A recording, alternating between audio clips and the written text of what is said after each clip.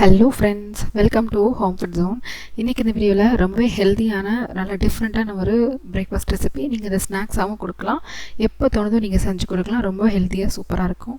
இது எப்படி செய்யறதை பார்க்கலாம். செய்கிறதுக்கு ஒரு மிக்ஸி ஜாரில் 2 கப் அளவுக்கு கோதுமை மாவு சேர்த்துக்கோங்க. கடையில் வாங்கினதோ வீட்டில் அரைச்சதோ எது வேணாலும் எடுத்துக்கலாம். இதில் வந்து 3 மீடியம் சைஸ் கேரட் எடுத்திருக்கேன். இதை வந்து தோலை எடுத்துகிட்டு இந்த மாதிரி கட் பண்ணி மிக்ஸி ஜாரில் போட்டுக்கோங்க. இதில் வந்து ஒரு 10லேருந்து 12 பேரிச்சம்பழம் உள்ளே இருக்கிற விதையை எடுத்துகிட்டு சேர்த்துக்கோங்க. இப்போ இதை நம்ம அரைச்சி எடுத்துக்கணும். பல்ஸில் வச்சு ஒரு 2-3 தடவை அரைச்சிங்கனாலே போதும். நல்லா அந்த கேரட் நல்லா அந்த மாதிரி மாவோடு சேர்த்து இந்த மாதிரி அரைச்சி எடுத்துக்கோங்க. எக்ஸ்ட்ரா தண்ணி எதுவுமே சேர்த்துடக்கூடாது. இப்போ பார்த்தீங்கன்னா தெரியும், நல்லா அந்த மாதிரி உதிரி உதிரியாக இருக்குது மாவு. இப்போ இதை வந்து ஒரு மிக்சிங் பவுலுக்கு மாற்றிக்கலாம். அரைச்ச உடனே பார்த்தீங்கன்னா கொஞ்சம் ஈரப்பதம் இருக்கிற மாதிரி இருக்கும். இந்த மாவை மிக்சிங் பவுலுக்கு மாற்றிட்டு லேஸ் அந்த மாதிரி மிக்ஸ் பண்ணி விட்டுட்டு ஒரு 10 நிமிஷம் அப்படியே விட்டுருங்க. விட்டுட்டிங்கன்னா கொஞ்சம் அந்த மாவு ட்ரை ஆகி நல்லா உதிரி உதிரியாக சூப்பராக வரும்.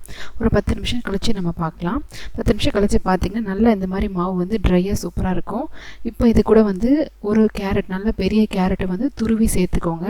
நம்ம கேரட் சேர்த்து அரைச்சிருக்கோம், இருந்தாலும் கேரட் சேர்த்து நம்ம மிக்ஸ் பண்ணும்போது சாப்பிட்றதுக்கு டேஸ்ட் ரொம்ப நல்லாயிருக்கும். கேரட் சேர்த்து மிக்ஸ் பண்ணும்போது கூடவே ஒரு 1/4 டீஸ்பூன் அளவு ஏலக்காத்தூளும் சேர்த்து வந்து நல்லா கலந்துக்கோங்க. நல்லா இந்த மாதிரி மாவு வந்து உதிரி உதிரியாக மிக்ஸ் பண்ணி எடுத்து வச்சுக்கோங்க. இப்போ இதை செய்கிறதுக்காக வந்து இந்த மாதிரி நான் மண் பாத்திரம் எடுத்திருக்கேன். அதாவது மூடி இருக்கும் இல்லையா, மண் சட்டி மூடி, அதை எடுத்திருக்கேன். நீங்கள் இதில் தாராளமாக செய்கிறதா இருந்தால் செய்யலாம். புட்டு செய்கிற பாத்திரம் இருந்தால் நீங்கள் அதுலேயும் செய்யலாம். நீங்கள் எந்த மாதிரி செஞ்சு எடுக்கிறதா எடுக்கலாம். பவுலில் போட்டு கூட நீங்கள் தாராளமாக வேக வச்சு எடுக்கலாம். இதில் அடியில் வந்து ஒரு 4லேருந்து 5 டேபிள் ஸ்பூன் வரைக்கும் தேங்காய் துருவினது சேர்த்துட்டு மேலே நம்ம கலந்து எடுத்த மாவை நான் சேர்த்துக்கிறேன். கொஞ்சம் பெரிய பாத்திரமாக எடுத்ததுனால ஒரே பேட்சாக அப்படியே வேக வச்சு எடுத்துக்கிறேன். ரொம்ப இந்த மாதிரி அமுக்கி விட்டுறாமல் லேசாக அந்த மாதிரி ஸ்ப்ரெட் பண்ணி ஒன்று போல் இந்த மாதிரி செஞ்சு எடுத்துகிட்டு மேலே ஒரு இலை போட்டு மூடிக்கோங்க.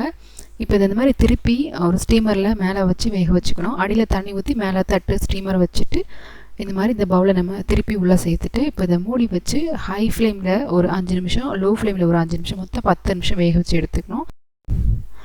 10 நிமிஷம் நல்லா வெந்ததும் ஸ்டவ் ஆஃப் பண்ணிவிட்டு ஓரளவு சூடாகினதும் இந்த தட்டை அப்படியே தனியாக எடுத்துகிட்டு பவுலில் எடுத்துகிட்டு வேறு ஒரு பிளேட்டுக்கு மாற்றிக்கோங்க.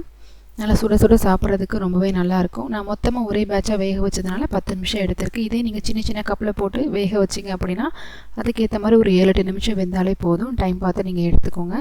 நல்லா சூடாக நீங்கள் கொஞ்சமாக நாட்டு சக்கரை சேர்த்து சர்வ் பண்ணலாம். இதில் நம்ம இனிப்புக்காக ஏற்கனவே வந்து டேட்ஸ் சேர்த்து அரைச்சிருக்கோம். நீங்கள் டேட்ஸ் மட்டுமே இனிப்புக்கு போதும்னு நினச்சிங்கன்னா அதுக்கேற்ற மாதிரி டேட்ஸ் வந்து கொஞ்சம் அதிகமாக போட்டு அரைச்சி எடுத்துக்கிட்டிங்கன்னா ரொம்ப நல்லாயிருக்கும். நல்ல ஹெல்த்தியாக சூப்பராக ஒரு ஈவினிங் ஸ்நாக்ஸாக நீங்கள் குழந்தைங்களுக்கு அடிக்கடி செஞ்சு கொடுக்கலாம். ரொம்பவே நல்லாயிருக்கும். கண்டிப்பாக வந்து இதே மாதிரியே நீங்களும் செஞ்சு பாருங்கள். இந்த ரெசிபி உங்களுக்கு பிடிச்சிருந்ததுன்னா லைக் பண்ணுங்கள், ஷேர் பண்ணுங்கள், கமெண்ட் பண்ணுங்கள். கண்டிப்பாக வந்து ஹோம் ஃபுட் ஜோனுக்கு சப்ஸ்கிரைப் பண்ண மறக்காதீங்க. நாளைக்கு இதே மாதிரி ஒரு நல்ல ரெசிபியோட உங்களை வந்து மீட் பண்ணுறேன். அது வரைக்கும் பாய்.